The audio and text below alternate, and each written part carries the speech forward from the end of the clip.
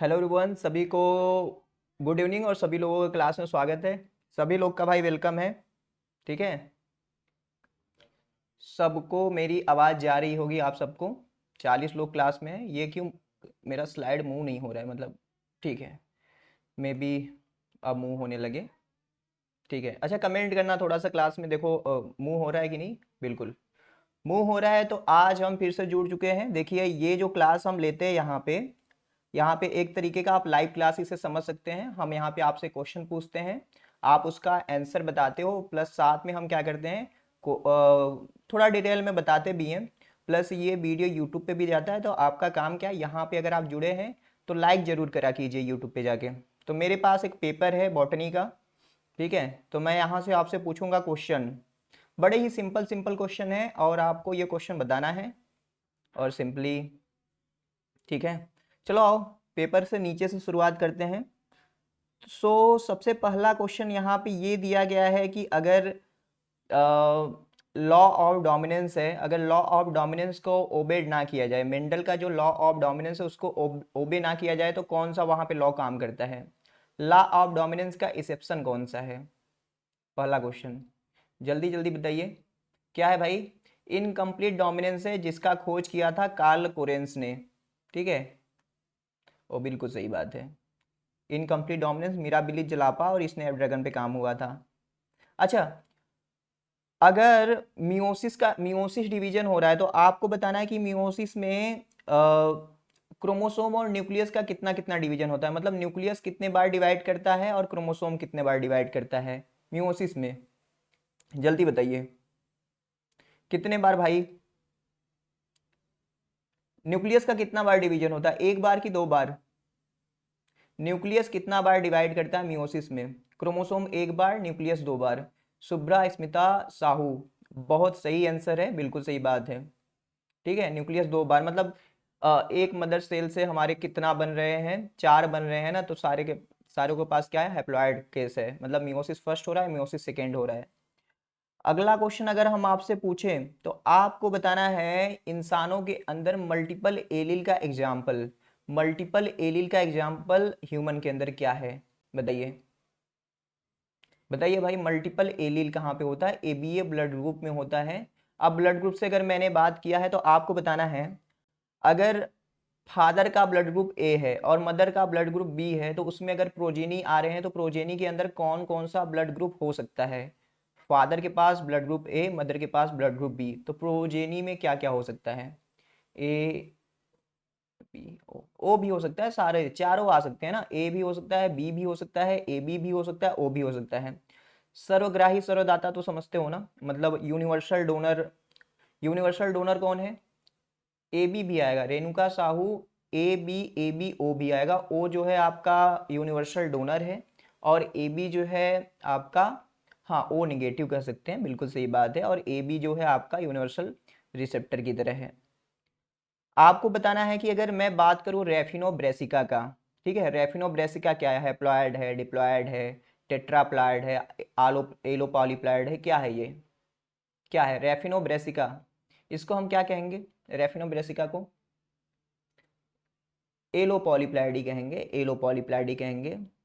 ठीक है, अच्छा आपको ये बताना है कि हैप्लॉयड प्लांट कल्चर कराने के लिए सबसे पहले हैप्लॉयड प्लांट कल्चर किसने कराया था और किस प्लांट का यूज किया था। हैप्लॉयड प्लांट कल्चर दतूरा के इनोक्सिया टोबैको ने, वृंदा मिंगलानी, भाई गुहा एंड माहेश्वरी ने किया था। धतूरा इनोक्सिया का यूज किया था, बिल्कुल सही बात है। पंचानन माहेश्वरी एंड सी गुहा। ठीक है, एंथर कल्चर, बिल्कुल सही बात है। इन्होंने एक बुक का भी लिखा था ना, बुक का नाम कोई बता सकता है, कौन सा बुक लिखा था इन्होंने भाई। गुहा एंड माहेश्वरी, बिल्कुल सही बात है। कौन सा बुक लिखा था, एक बुक था ना पंचानन माहेश्वरी ने, introduction to embryology in angiosperm. Introduction of embryology in angiosperm करके लिखा था। अब यहाँ पे आपको बताना है एक सेक्स डिटर्मिनेशन है, आपको बताना है कि एक्स जीरो टाइप का सेक्स डिटर्मिनेशन कहाँ पे होता है। एक्स जीरो टाइप का सेक्स डिटर्मिनेशन कहाँ पे होता है। इंसेक्ट के अंदर, भाई ये टर्नर सिंड्रोम नहीं पूछ रहा था, I am asking about the sex determination. Bird के अंदर नहीं होता वंदना मैम, बर्ड के अंदर ना जेड टाइप का होता है। इंसानों के अंदर जैसे हमारे अंदर क्या होता है, अगर एक्स वाई है तो मेल बनते हैं ना, बर्ड के अंदर उल्टा होता है, अगर जेड डब्ल्यू है तो वहाँ पे फीमेल बनते हैं। मतलब बर्ड के अंदर फीमेल हेट्रोजाइगोसिटी पाया जाता है। ये बात पता है आपको? बर्ड्स के अंदर हमारे से उल्टा होता है, इंसेक्ट में एक्स जीरो होता है। ठीक है। प्लांट, अच्छा मैं बता रहा हूँ, ऐसे मान लो 15 बार एक्स लिखा है और 13 बार वाई लिखा है, मतलब लगातार 15 बार एक्स लिखा है, 13 बार वाई लिखा है, तो ये प्लांट क्या बनेगा, मेल प्लांट बनेगा कि फीमेल प्लांट बनेगा? 15 एक्स है, 13 वाई है, क्या बनेगा, मेल या female? Plant determination female, female बनेगा, सीरियसली फीमेल बनेगा?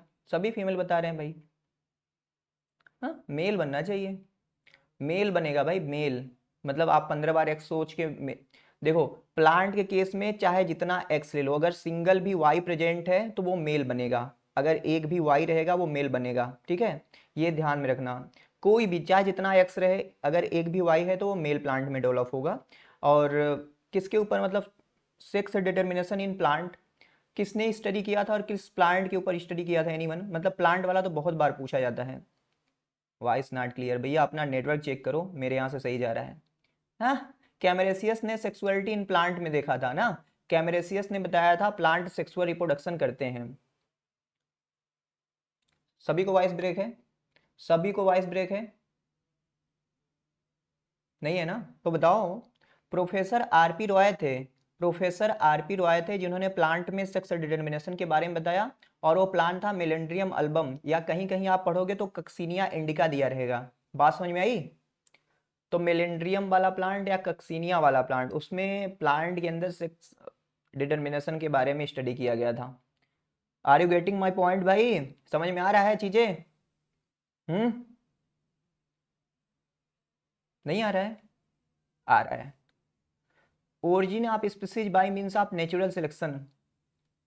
और लास्ट क्वेश्चन यही था कि प्लांट में सेक्स डिटर्मिनेशन के ऊपर स्टडी किसने किया था, तो प्रोफेसर आरपी रॉय ने किया था, मेलेंड्रियम अल्बम प्लांट में, या कक्सिनिया इंडिका करके प्लांट होता है।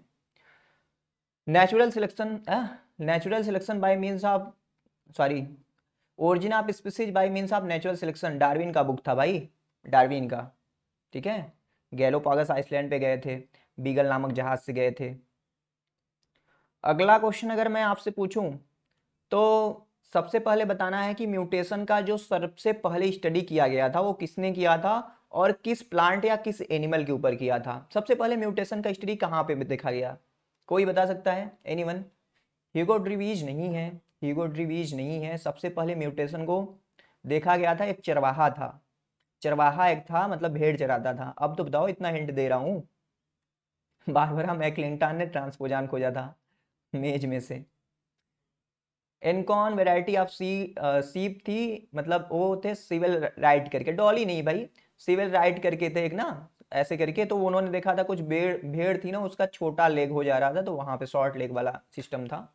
ठीक है भाई, ओके।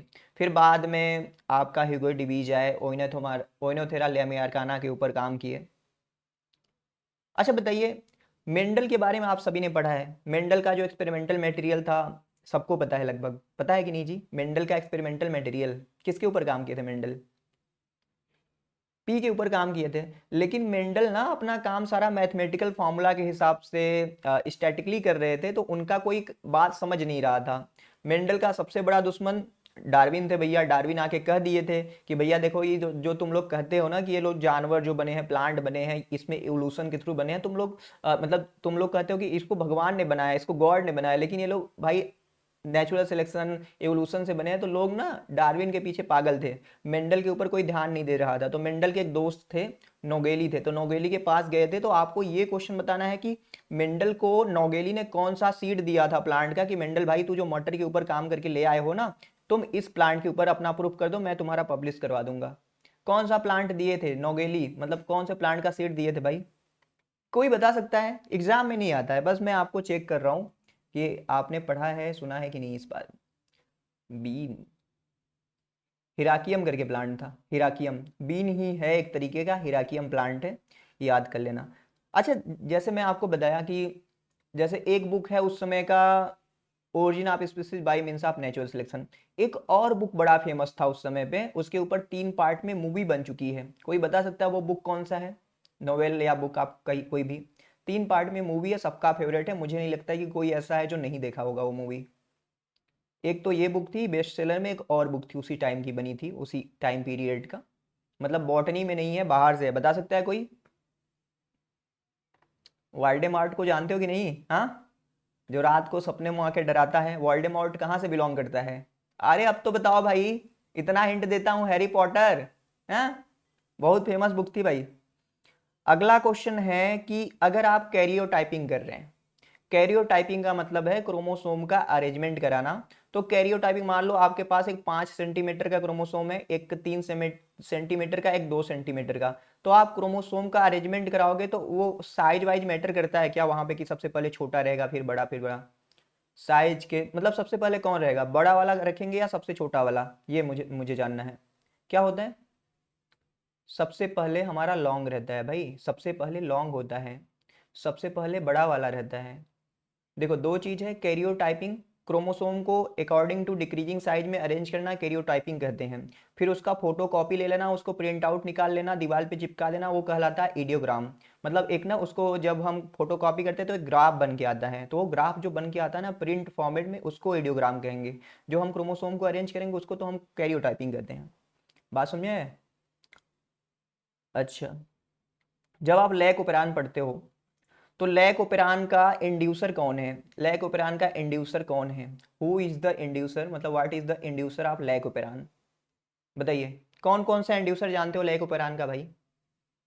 एलोलैक्टोज, यही जानना ही था मुझे, एलोलैक्टोज ही जानना था। जो लैक्टोज बता रहे हैं भैया, एलोलैक्टोज सबसे बढ़िया है।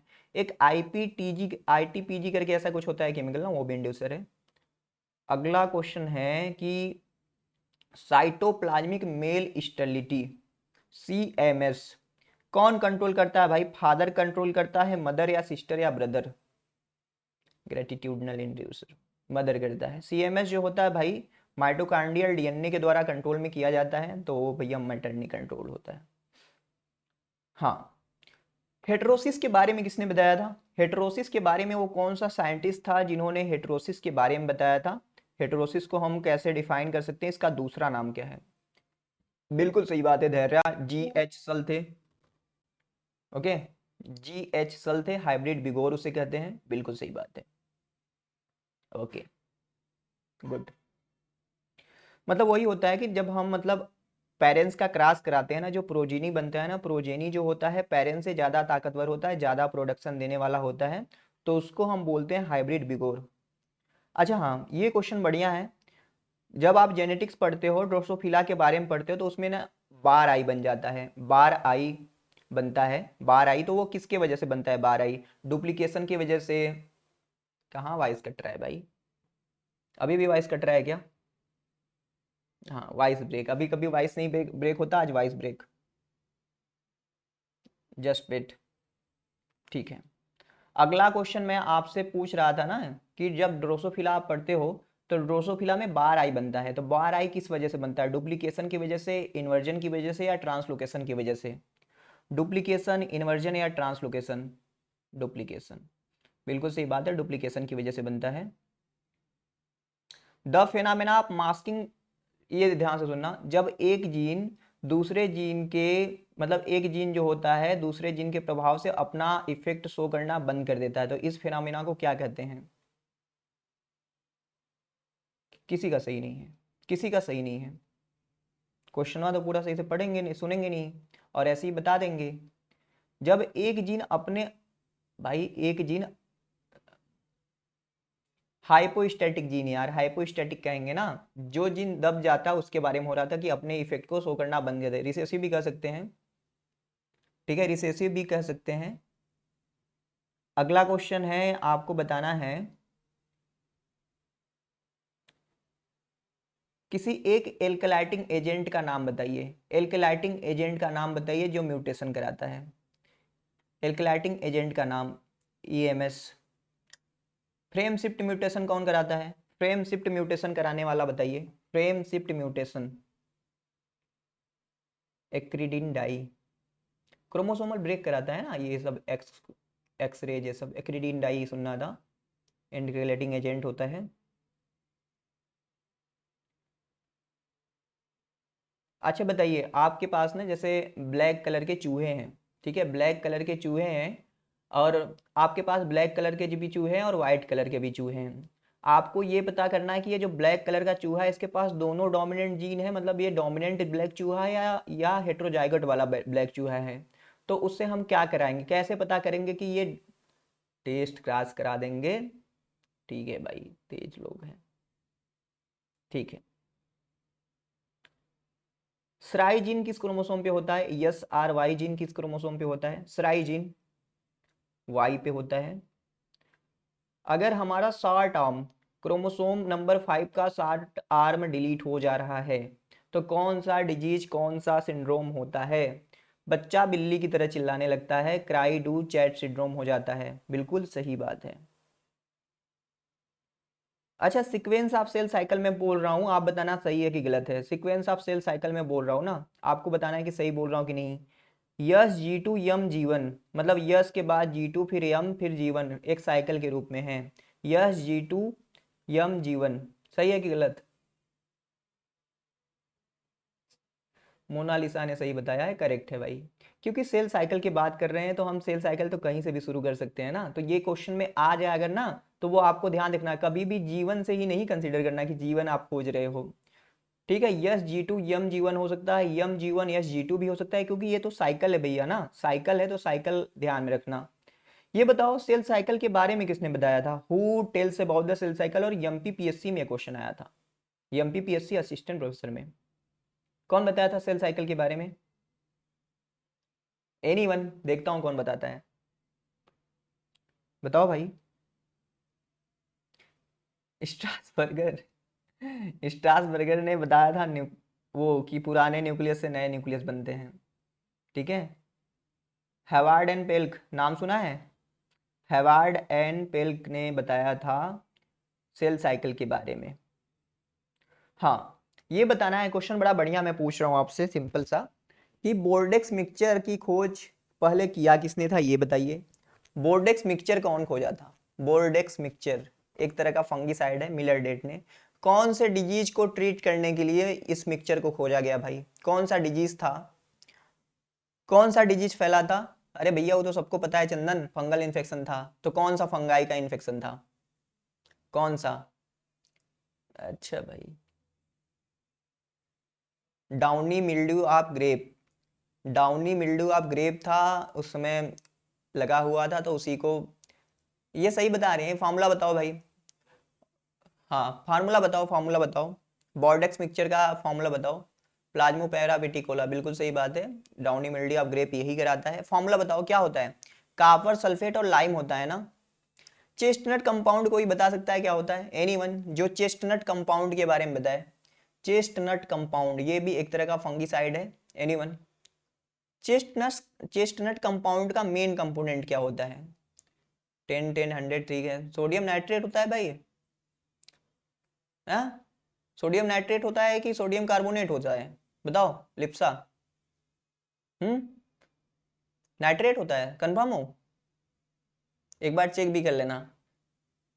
Na2CO3, जहाँ तक मुझे लगता होना चाहिए, चेक कर लेना। और देखो ना, जो भी रहे ना कमेंट में, आप अगर बाद में यूट्यूब पे देख रहे हो वहाँ पे भी मेंशन कर देना। ये रेशियो होता है भाई कि इतने इतने रेशियो में, उतना जरूरी नहीं है। बहुत सारी चीज़ें होती है ना जो आपको इग्नोर करके चलना चाहिए, मतलब कहीं भी चल रहे ये क्या है वो क्या है मत नहीं करना चाहिए, हमें अपने लेवल पे रहना चाहिए, धीरे धीरे सीखना चाहिए। मेमोरी होती है दिमाग की ना, जगह जितनी होती है उतनी ही चीज़ें लेनी चाहिए, नहीं तो हर चीज़। अच्छा बताओ, अगर किसी भी फंगल इन्फेक्शन की वजह से, फंगल इन्फेक्शन की वजह से किसी भी आर्गन का, प्लांट आर्गन का बात करें, रूट का, लीफ का साइज बढ़ रहा है ड्यू टू सेल डिवीजन, तो इसको क्या कहेंगे? सेल डिवाइड कर रहा है और साइज बढ़ रहा है, तो इसे क्या कहेंगे टेक्निकली? हाइपरप्लासिया बोलेंगे भाई। हैं, हाइपरट्रॉफी नहीं बोलेंगे, हाइपरप्लासिया बोलेंगे। ठीक है, हाइपरट्रॉफी वो होता है जहाँ पे सेल डिवाइड नहीं होता, सेल में ग्रोथ होता है। ठीक है, सेल ग्रोथ की वजह से हो रहा है, एक ही सेल है, ग्रोथ हो रहा है, फूल रहा है, तो वो हाइपरट्रॉफी है। लेकिन अगर वो सेल बढ़ रहा है, हाँ सेल बढ़ रहा है ड्यू टू द डिवीजन, उसको हाइपरप्लेसिया बोलेंगे। ठीक है भाई, हेट्रोथैलिज्म कौन खोजा था भाई? हेट्रोथैलिज्म कौन खोजा था? Who discovered the heterothallism? Blakeslee ने खोजा था। किसमें खोजा था? कौन सा ऐसा फंजाई थे जहां पे हेट्रोथैलिज्म को खोजा गया था? म्यूकर मिसोडो, क्यूकर। ठीक है भाई मनोज जी, क्यूकर मिसोडो है, मैं म्यूकर छोड़ देता हूँ।